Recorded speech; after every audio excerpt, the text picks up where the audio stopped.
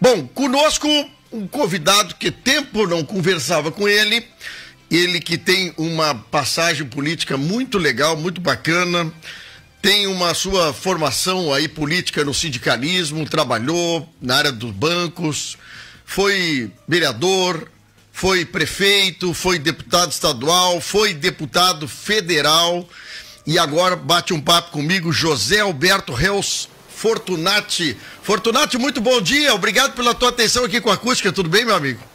Tudo bem, bom dia, meu querido amigo Fábio Renner, grande alegria em poder voltar a falar contigo, com os ouvintes da Rádio Acústica, nesta manhã quente, já quente aqui em Porto Alegre, ao menos está muito quente, mas faz parte do processo. É, exatamente. E vamos lá, para um bom bate-papo com toda certeza. Bom, ô Fortunati, me permite chamar assim, porque eu acho que... Por favor. Tu tens uma carreira política bastante interessante. Eu me lembro quando tu estava na área, entrando na política como vereador, depois como deputado estadual, tu sempre teve uma participação envolvida com a área do sindicato, dos funcionários de bancos. Qual é a tua formação nesse sentido, nessa questão de carreira tua, Fortunati? Eu comecei, na verdade, a minha atividade mais política, primeiro, obviamente, no diretório acadêmico dos estudantes de matemática da URGS. Sim. Mas, em seguida, acabei passando no concurso do Banco Brasil, sou concursado do Banco Brasil, acabei assumindo lá na cidade de Três Passos, no primeiro momento, depois voltei a Porto Alegre, aí passo seguinte fui fazer parte do movimento sindical, acabei sendo eleito presidente dos sindicatos bancários, e por isso a minha forte relação com a categoria bancária. Pois é. E é uma categoria que a gente acompanha aqui, eu tenho muitos amigos que trabalham em banco, né? A categoria mudou muito daquela época para cá, né, Fortunato, em matéria da quantidade de trabalhadores em bancos, a grande necessidade de atendimento pessoal entre cliente e funcionários. Essa questão do banco é completamente diferente na época que tu viveu no Banco Brasil, né?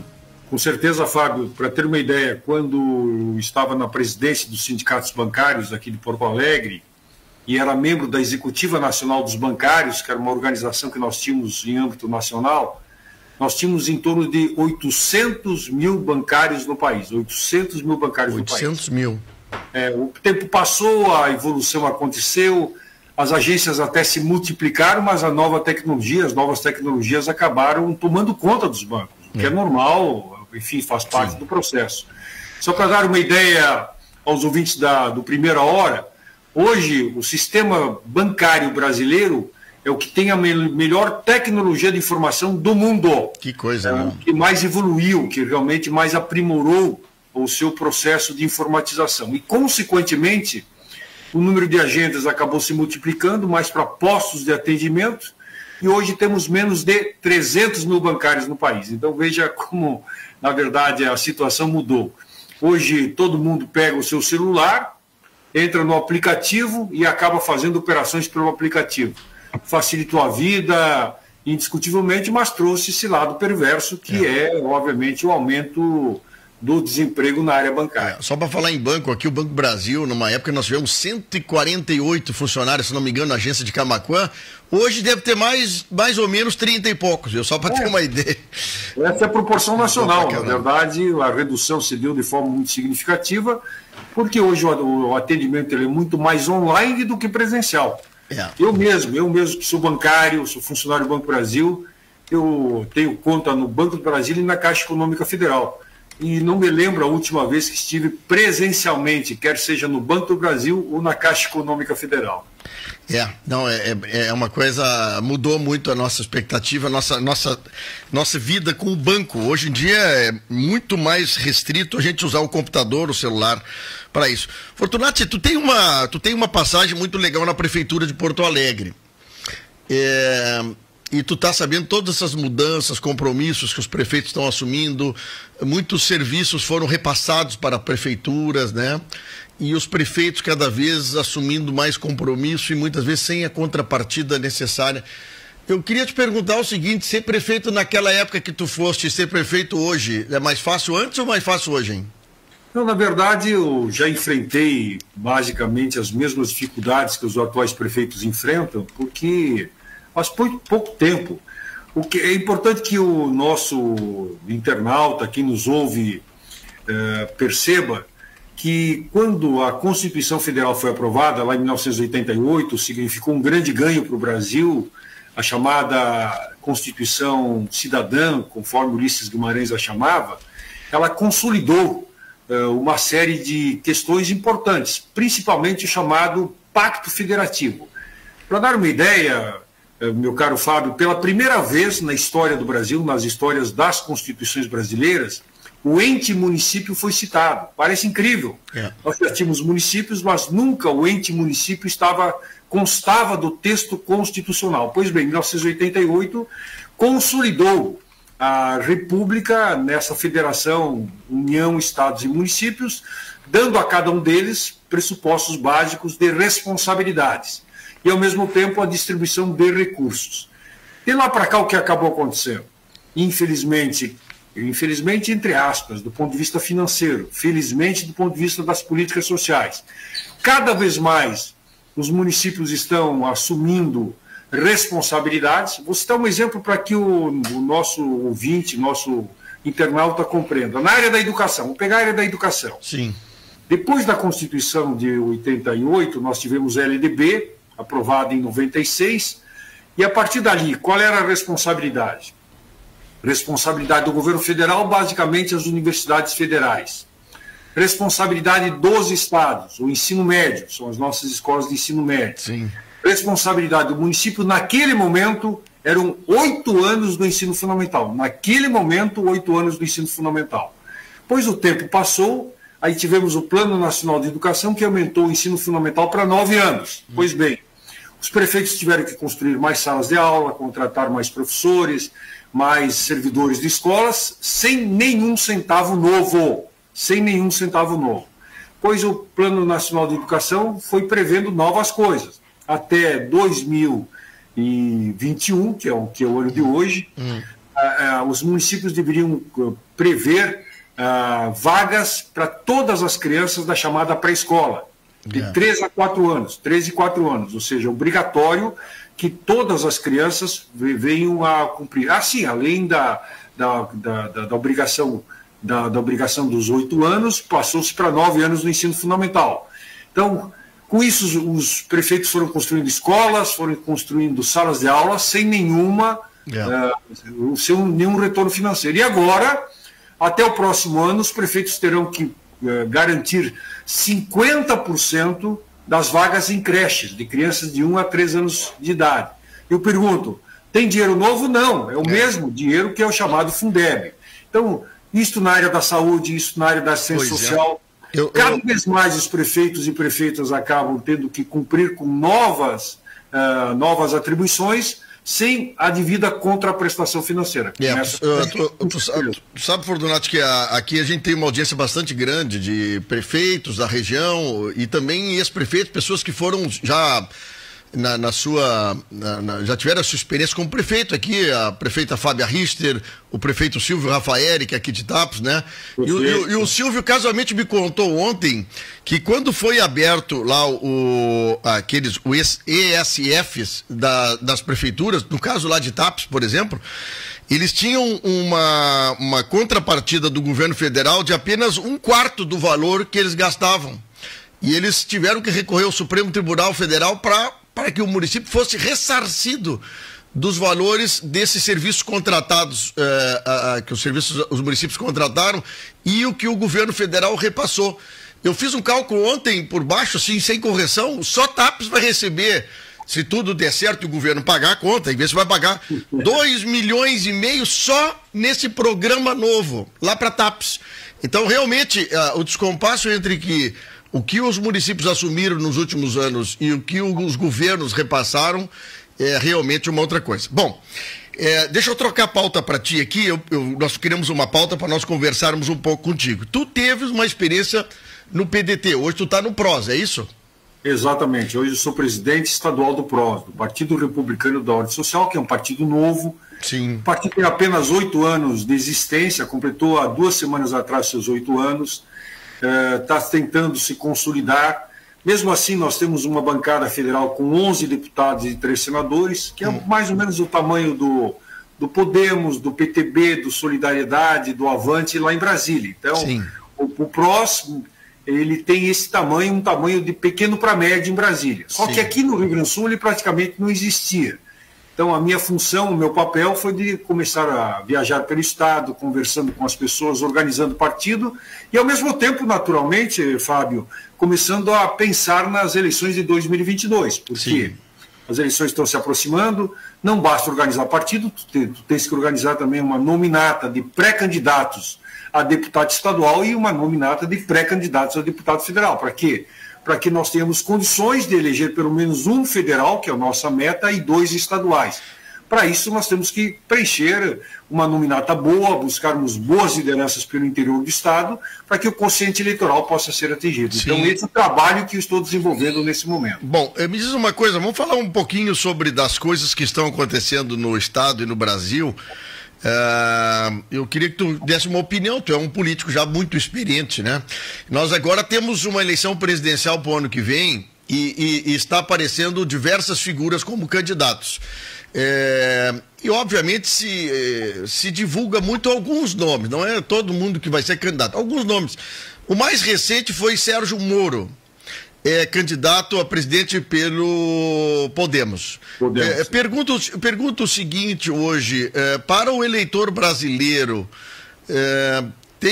existe alguma expectativa nova de novos candidatos? O Moro entra para fazer um ingrediente novo, ou apenas uma cortina de fumaça para 2 grandes legendas que vão se degradar no futuro? Qual é a tua opinião, Fortunati, desse cenário hoje federal? Claro, nós estamos a 1 ano da eleição, mas na tua experiência, o que tu está achando? Eu acho, Fábio, que é muito cedo ainda para nós termos qualquer certeza sobre 2022.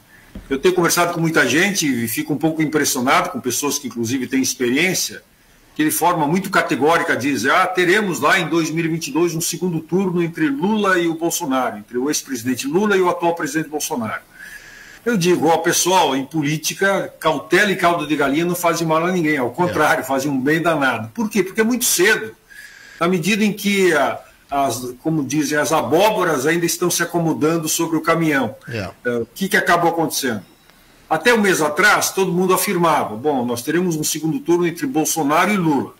O Moro entra em campo e já as pesquisas começam a apontar que ele pode ser uma alternativa bastante importante para ir para o segundo turno.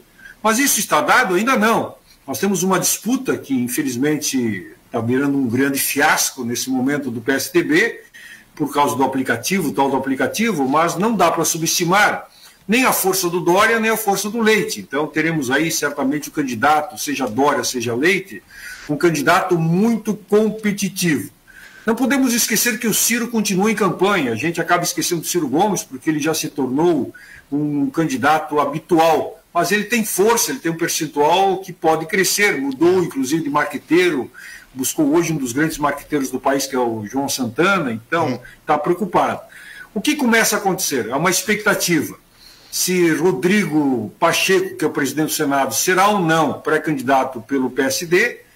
Hoje pela manhã eu já recebi a informação de que a União Brasil, que pretendia lançar o Mandetta, está recuando disso, e muito provavelmente, pelas informações de hoje, por isso, meu caro Fábio, vamos com cautela e caldo de galinha, mas pelas informações de hoje, a União Brasil pode apoiar Moro e pleitear a vice com Mandetta na chapa presidencial. Então percebe-se claramente que tem muito jogo pela frente. O que eu tenho a convicção é de que esta polarização entre Lula e Bolsonaro ela vai começar a mudar.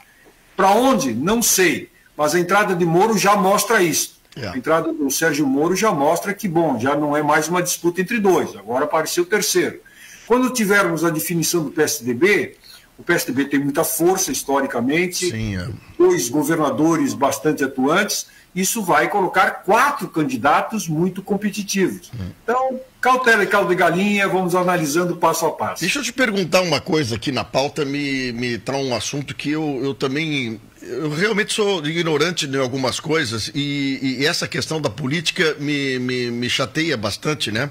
Porque nós estamos num sistema presidencialista, mas a gente demonstra que não adianta tu ser presidente, tá? Fala em qualquer situação, mas se tu não tiver o Congresso alinhado, pelo menos a maioria do Congresso, tu não consegue governar. Tu tem dificuldade, as coisas que tu pretende não andam. Hoje nós temos a questão da judicialização de muitas coisas. O Congresso Nacional deixando de fazer as coisas, porque eu acho que é isso, acaba o Supremo Tribunal Federal determinando coisas que era para ser dos políticos. Essa questão do presidencialismo, ou de um parlamentarismo, ou semipresidencialismo, essas questões, Fortunato, muito claramente assim, porque na hora de vender o peixe, a gente chega para o eleitor, porque nós não conseguimos fazer isso. Bom, mas a gente sabe que o regime presidencialista é muito complicado. Países desenvolvidos trabalham num outro sistema, partidos diferentes, partidos onde você que é filiado dificilmente troca de partido, são poucos partidos. Hoje nós temos 36 partidos, se não me engano, no Brasil. Me conta um pouquinho sobre isso, sobre o papel de judicialização e de um papel onde o presidente não é o que realmente comanda o Brasil aí. Bom, primeiro uma reflexão sobre a presença cotidiana de duas instituições na vida do Poder Executivo. Uma é o Ministério Público, que, segundo a minha visão, tem, em alguns casos, exagerado a sua relação com o Poder Executivo, cobrando coisas que o prefeito, a prefeita, o governador não consegue cumprir, o próprio presidente da República. De outro lado, uma politização muito grande, especialmente da Suprema Corte, que é o Supremo Tribunal Federal, aí falando-se em Poder Judiciário. Eu tenho dito, eu sou um defensor ardoroso do chamado Estado Democrático de Direito, eu não abro mão disso. Acho que a democracia é um avanço. Quem, na verdade, defende a volta da ditadura é porque não viveu a ditadura, não percebe que nós não tínhamos liberdade de expressão, liberdade de organização, liberdade de imprensa, ou seja, as liberdades básicas que nós temos hoje no Brasil. Então, eu continuo acreditando que a melhor forma de avançarmos é aperfeiçoando o Estado Democrático de Direito, ou seja, a democracia. Nesse sentido, eu defendo o Supremo Tribunal Federal, mas não quer dizer que eu esteja de acordo com a posição adotada por alguns ministros.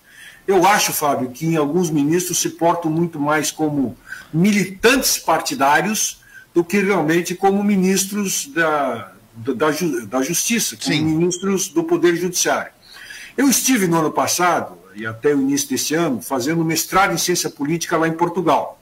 Fui de mala e cuia, fui lá para a universidade lá em Lisboa, e um dos assuntos que, obviamente, eu estudei no meu mestrado em Ciência Política foi a forma como os juízes de primeira, segunda e terceira instância se comportavam na Europa e Estados Unidos comparando com o Brasil. É uma coisa impressionante. O único país onde os ministros vêm a público, dão declarações políticas, ofendem inclusive seus colegas de trabalho, ofendem o presidente da República, como já aconteceu várias vezes, é só no Brasil. Lá fora, os ministros, seja da Suprema Corte ou o juiz de primeira e segunda instância, só falam nos autos, ou seja, eles dão a sua opinião no processo. Aqui não. Aqui, depois que se inventou especialmente a TV do Poder Judiciário, a Suprema Corte Brasileira virou um outro poder político. E isso me assusta, me preocupa, porque acabamos passando um pouco daquilo que é importante. Um exemplo claro, vou dar um exemplo claro, Fábio. Nesse final de semana, nós tivemos casualmente lá em Lisboa também, eu falava em Lisboa, onde o ministro Gilmar Mendes, que é um ministro que tem um conhecimento fantástico na área jurídica, ele tem uma faculdade em Lisboa. E ele promoveu um seminário para discutir-se, obviamente, a questão brasileira, especialmente um dos temas, sistema político brasileiro. E eu estranhei muito, e, aliás, estranhei, fiquei espantado e manifestei nas redes sociais, dizendo que eu não podia compreender como o ministro Dias Toffoli, que já foi presidente do Supremo Tribunal Federal, afirmou o seguinte, de forma categórica: o Brasil já vive um semipresidencialismo e o poder moderador é o Supremo Tribunal Federal. Disse, mas o que é isso?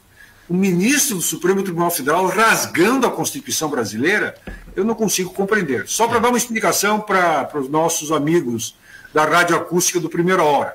Eu sou muito simpático ao sistema semipresidencialista de Portugal, sim, mas que não tem nada a ver com o que acontece no Brasil. O que é o Só para a gente aqui até pontuar para quem nos acompanha. Como é que funciona o semipresidencialismo em Portugal? Bom, elege-se o Congresso Nacional dele, chamado Assembleia da República, sim, não tem senador, são só deputados federais. Os deputados federais escolhem o primeiro-ministro. O primeiro-ministro vai ser aquele homem, como em qualquer parlamentarismo semipresidencialismo, que vai tocar a vida do Brasil, que vai tocar a vida do país, cuidando da saúde, educação, assistência social, a economia, assim como faz, como exemplo, sim, o presidente Jair Bolsonaro. Esta é a função do primeiro-ministro. E lá nós temos o presidente da República. E o presidente da República ele é eleito diretamente pelo voto popular de todos os portugueses. Por isso ele tem uma força muito grande. Ele passa, sim, a ser o poder moderador, eleito pelo voto popular. Então eu respeito muito o sistema português, tanto é que lá nós temos um primeiro-ministro que é de centro-esquerda, ele é do PS, do Partido Socialista. Sim. Nós temos um presidente da República, que é o Marcelo Rebelo de Sousa, de centro-direita, que é do PD. Então, e funciona. Por quê? Porque, obviamente, as instituições estão muito consolidadas em Portugal. Então, eu não consigo compreender como o ministro Dias Toffoli vai a Portugal, onde temos um semipresidencialismo com o voto popular, e diz que o Supremo é o poder moderador. É realmente alguma coisa que nós, democratas, não podemos aceitar. Deixa eu te perguntar, então, uma coisa, assim, para nós ir encaminhando aqui para o nosso final da entrevista. José Fortunati é um cara que vem do sindicato, bancário, teve papel de deputado estadual, federal, vereador, prefeito de Porto Alegre. Ano que vem nós teremos uma eleição, deputado Fortunati, e que estaremos escolhendo governadores e deputados estaduais. Vamos só para a área do deputado estadual e governador.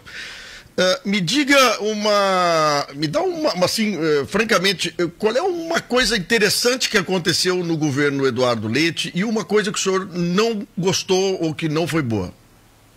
Eu acho que a condução da pandemia pelo governador Eduardo Leite pode não ter sido das melhores, porque realmente é uma doença que nos surpreendeu a todos, surpreendeu o mundo, aliás.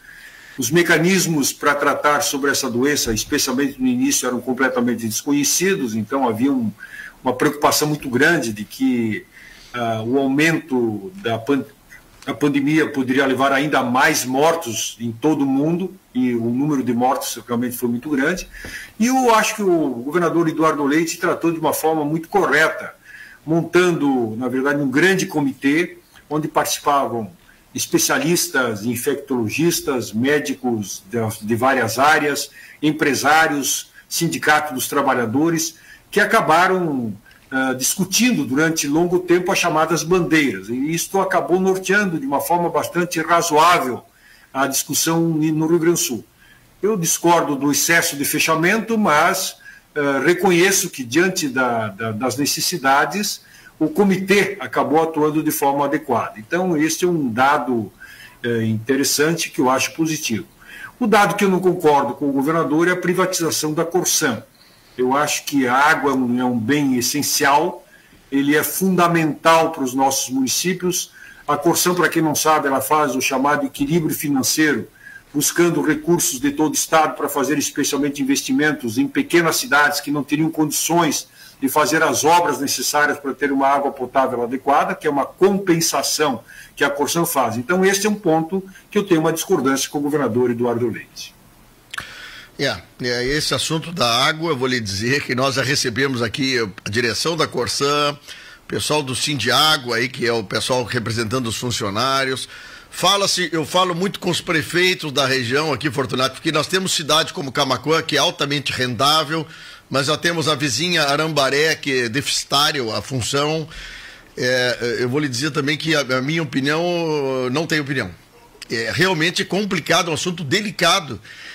E eu estou pensando assim que nós vamos já para um final de um governo numa decisão dessas que pode não ter uma tranquilidade para todos os gaúchos, principalmente os prefeitos que estão com aqueles contratos de atendimento da Corsan. Nós aqui temos contratos de 30 anos, agora já passou 8, 9, mas tem mais 20 e poucos anos de contrato. Qual o compromisso de quem ia comprar a Corsã vai assumir com a Camaquã ou lá com a Arambaré ou com o TAPS, né? Então, tem muita coisa para decidir. Eu quero perguntar o seguinte, ontem teve o pessoal do CEPERGS aqui, a direção do CEPERGS esteve aqui visitando a acústica ontem, eles estão numa caravana aí em função dos salários. Eu quero te perguntar o seguinte, quando foi instituído o piso nacional do magistério, na sua opinião, pensou em como os municípios e o Estado iriam conseguir recursos para pagar os professores? Não, Fábio, na verdade é mais um problema que a gente enfrenta lá no Congresso Nacional. O que acaba acontecendo? Os deputados e senadores, diante das demandas, que eu não questiono a legitimidade, a importância das demandas, acabam aumentando o piso salarial, reduzindo jornada de trabalho de várias categorias, que é justo e legítimo do ponto de vista da profissão, que aqui certamente aquela medida impacta. O grande problema é que eles não preveem a contrapartida para o pagamento. Se há uma redução da jornada de trabalho, consequentemente, o prefeito vai ter que contratar mais trabalhadores para preencher a totalidade da função que é exercida. Se há um aumento do piso salarial, consequentemente vai haver um desembolso maior do orçamento dos municípios. E isso, infelizmente, é feito sem que os deputados e senadores do Congresso Nacional discutam exatamente um repasse adequado para especialmente os prefeitos poderem compensar, vou reduzir a jornada, vou contratar mais gente para cobrir o restante da jornada, preciso de recursos. Vou aumentar o piso salarial? Pois bem, preciso de recursos para pagar o piso salarial.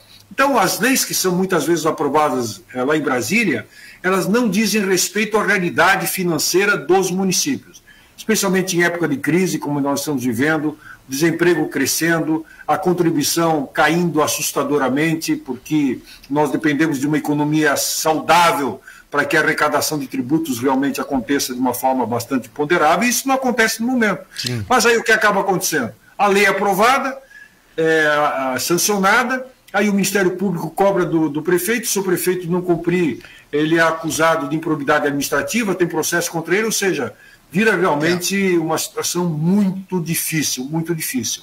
Olha... Eu acho que, de uma forma definitiva, cada projeto que venha a ser aprovado em Brasília, que tenha repercussão financeira nos municípios e nos estados, tem que obrigatoriamente dar parte do orçamento da União para pagamento dessas contas. O senhor é a favor de menos Brasília, mais municípios, Estado, diminuir a entrada de recursos via União e deixar mais os municípios dinheiro?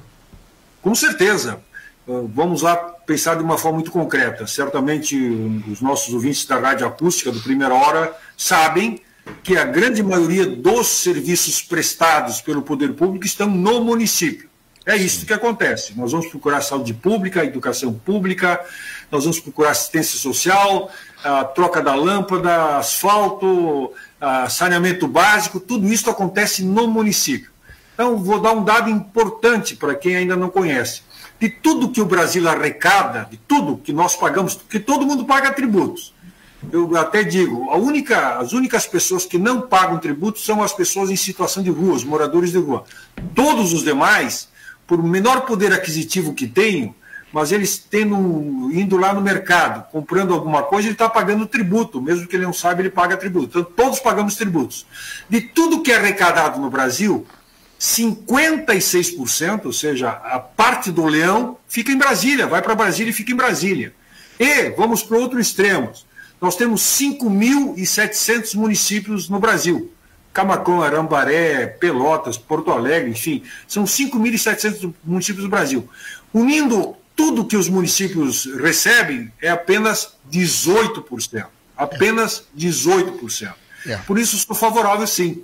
Menos Brasília, mais Brasil, que significa mais serviços e recursos nos municípios e nos estados. Bom, José Fortunati falando comigo ao vivo no programa Primeira Hora, muito obrigado pelo carinho de atender a acústica, né? E voltamos a conversar em outros momentos aqui com novas pautas, tá bom?